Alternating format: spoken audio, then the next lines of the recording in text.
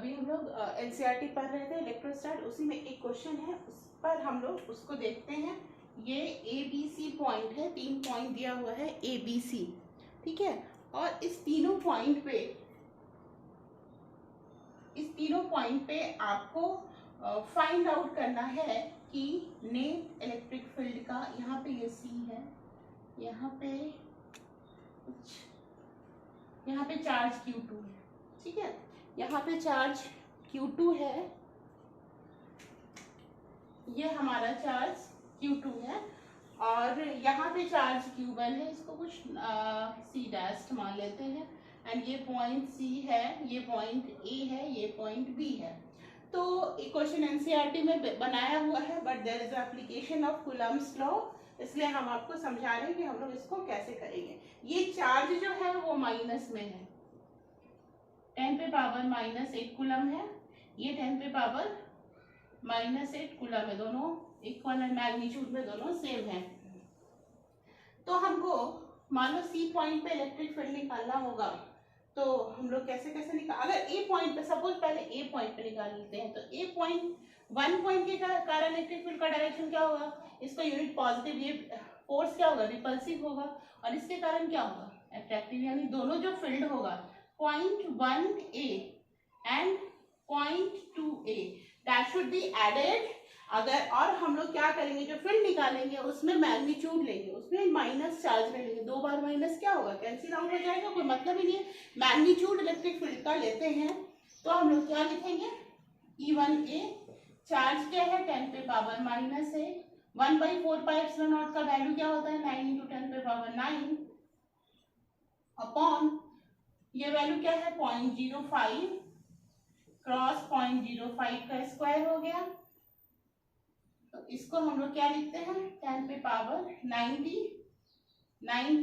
Into 100 upon 25 4 जा, तो ये हो गया 360 इंटू 100, यानी 36 इंटू 10 पे पावर 3 या 3.6 इंटू 10 पे पावर 4, है ना।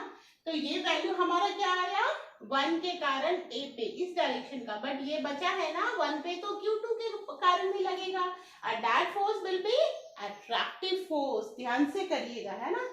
आप इसको कंसंट्रेट होके कीजिएगा, एंड बाकी के जितने भी चार्ल्स से कूलम फोर्स से रिलेटेड क्वेश्चन है वो सब हम लोग एक एक करके करेंगे, है ना। इलेक्ट्रोस्टैट चैप्टर थोड़ा बड़ा है बट इजी है। ये चैप्टर से आप कहीं में भी, नीट में, जेई में एंड इवन की क्लास 12th में तो आपको सभी करना है, बट ये जो क्वेश्चन होते हैं एकदम करने वाले होते हैं एंड स्कोरिंग होते हैं, इसको करना है। तो देखो E1A और E2A दोनों मैग्नीट्यूड में बराबर है ना, E1A equal to mod of E2A, है ना, क्योंकि दोनों चार्ज बराबर है, सिर्फ माइनस का साइन है और डिस्टेंस बराबर है, तो E2A भी यही होगा 0.05 इंटू 0.05, इसका भी वैल्यू आएगा वही, क्या आएगा 3.6 इंटू 10 पे पावर 4, यानी नेट ए पे जो है नेट इलेक्ट्रिक फील्ड का वैल्यू क्या होगा, है ना। और ये एक्स डायरेक्शन में ले रही हूँ, एक्स एक्सिस, ये वाई एक्सिस, है ना। तो नेट एक्स डायरेक्शन में क्या वैल्यू होगा, दोनों ऐड हो जाएंगे एंड 7.2 इंटू 10 पे पावर 4 होगा आंसर, ठीक है। ये ए पे नेट आया, फिर आपको बी पे निकालना है, ये भी डिस्टेंस 0.05 दिया हुआ है, 0.05 क्या हो जाएगा 0.1, ये भी 0.1 दिया हुआ है, एनसीईआरटी में है ये क्वेश्चन, आप देख सकते हो। तो ये क्या हो गया, इक्विलैटरल ट्रायंगल, 60 डिग्री सब कोई 60 डिग्री एंगल पे है। अब हम इस पॉइंट पे बी पे लिखाते हैं E1B का भी वही वैल्यू आएगा जो इस दोनों का वैल्यू आया, 10 पे पावर -8, 9 इंटू 10 पे power 9, 0.05 into 0.05 that is 3.6 into 10 पे पावर 4, है ना। बट यहाँ पे 2B, E2B का वैल्यू क्या आएगा, ये पूरा डिस्टेंस 0.1 प्लस 0.05 को ऐड करेंगे तो 0.15 आएगा, और बाकी के चीज सेम रहेंगे, तो इसको हम लिख सकते हैं डायरेक्टली 90 इंटू 0.15 मल्टीप्लाई कर दिया, बिकॉज चार्जेस सेम है, इनका होल स्क्वायर। ये क्या आ जाएगा हमारा 9225 इंटू 100 10 पे पावर 4, और इसको हम लिख सकते हैं 900 10 पे पावर 3 225 25 9 सा होता है, और 25 4 सा यानी हो गया हमारा 40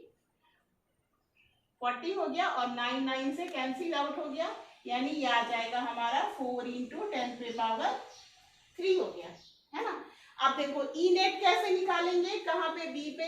बी की स्थिति देखिए, बी में क्या हो रहा है, इसके कारण रिपल्सिव, इसके कारण अट्रैक्टिव। अब इस दोनों का डायरेक्शन एरो देखो मेरा क्या है, अपोजिट है, तो हम एक दूसरे से क्या करेंगे, माइनस करेंगे दोनों में। तो ई नेट, बी पे नेट क्या हो जाएगा हमारा 3.6 10 पे पावर 4 माइनस 0.4 इंटू 10 पे power 4 is equal to 3.2 into 10 पे पावर 4 हो जाएगा, ठीक है। और इसका डायरेक्शन वही रहेगा जो 3.6 इंटू 10 पे पावर, ये हो गया 4 इंटू माइनस 0.4 इंटू 10 पे पावर 4। तो इसका डायरेक्शन क्या था हमारा, ये हमारा क्या आया था, ये हमारा इस डायरेक्शन में आया था, है ना। और ये वाला डायरेक्शन क्या था हमारा, ये इस डायरेक्शन में आया था, तो नेट फोर्स हमारा इधर लगेगा, दैट इज टुवर्ड्स राइट, ठीक है।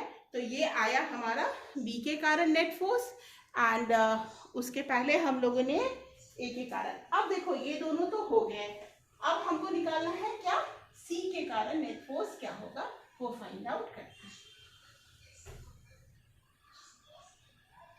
देखो सी पे क्या है, Q1 से ऐसा फोर्स लगेगा E1C, Q2 से E2C। अब देखो बहुत अगर हरीड में है तो बहुत ज्यादा कुछ करने की भी जरूरत नहीं है, this is the force of attraction, है ना। ये फोर्स ऑफ अट्रैक्शन लगेगा विथ मैग्नेट, नीचे 0.1 आएगा, चार्ज तो वही रहेगा, एंड इसके कारण फोर्स ऑफ क्या लगेगा, रिपल्सन, और इस दोनों का जो रिजल्टेंट होगा वो यहाँ आएगा। कैसे आएगा देखिए, हमारा ये 30 डिग्री है, 60 डिग्री, ये हमारा क्या आ जाएगा E1, हम यहाँ का निकाल रहे हैं ना, तो E2C का दो कंपोनेंट होगा, E2C cos 30 डिग्री, इसको माइनस J में लिख देते हैं, EY, similarly EY of E2Y लिख देते हैं, E1Y Y कंपोनेंट में हम लिख रहे हैं, ये क्या आ जाएगा plus E1C cos 30 degree J। अब देखो mod of E2C is equal to mod of E1C, मतलब कोई नंबर है 5 इक्वल टू 5, वही दोनों वैल्यू इक्वल है। अब इस दोनों को नेट वाइज और y को ऐड करेंगे तो क्या आ जाएगा 0। अब E net y direction, but E net x बचा हुआ है, तो हमारा E2C cos 30 लिखा, फिर E2C sin 30 यहाँ आएगा, तो E2C x क्या होगा, E2C sin 30 degree, E1C x की तरफ E1C sin 30 डिग्री। अब देखो इसका कंपोनेंट ये लिखेंगे ना हम लोग, ये 30 डिग्री, तो ये साइन में हम लोग लिखेंगे, या साइन E1C का cos 60 लिखे, sin 30 डिग्री, दोनों का एक ही वैल्यू होगा।